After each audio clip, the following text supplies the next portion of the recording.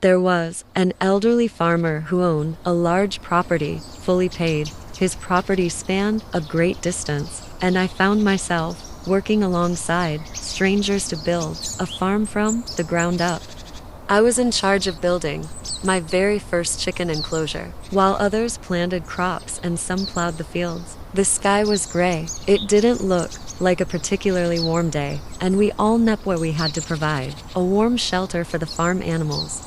I wanted to try my hand at building the chicken coop, but having no experience in woodwork, I felt uncertain. The farmer knew about everything and instructed us if we needed a hand. Once I was shown what to do, I greatly enjoyed my work and couldn't wait to admire the finished project, knowing everyone would have a place to sleep and eat.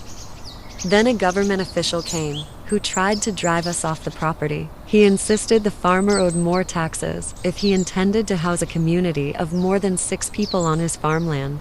I was scared of losing our shelter and began to worry about how we would survive with all these dependent creatures relying on us.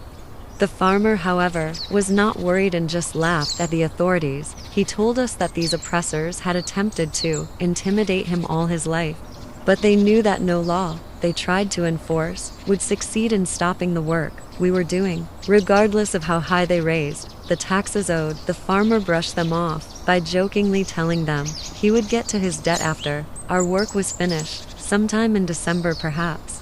The government official got irately furious and insistent to demand the price set immediately. However, the farmer continued to laugh, shrugging the angry men off. He smiled at me and instructed that I finish the fence surrounding the chicken coop as planned, and to just ignore the empty threats of the worldly government that was not part of God's laws. I then spotted more stray cats and dogs on our property that appeared very sick. My heart reached out to them, and I brought them food and clean water. One kitten was blind in one eye and its fur was shaggy. I knew this kitten wouldn't survive, but I was instructed to just keep it warm, clean, and as comfortable during its last days as possible. Food was scarce, but we still managed to comfort each of the new lost strays. Deep down, I knew we had given our best, despite the fact a lot of strays would die. They were safe with us and died knowing they were loved.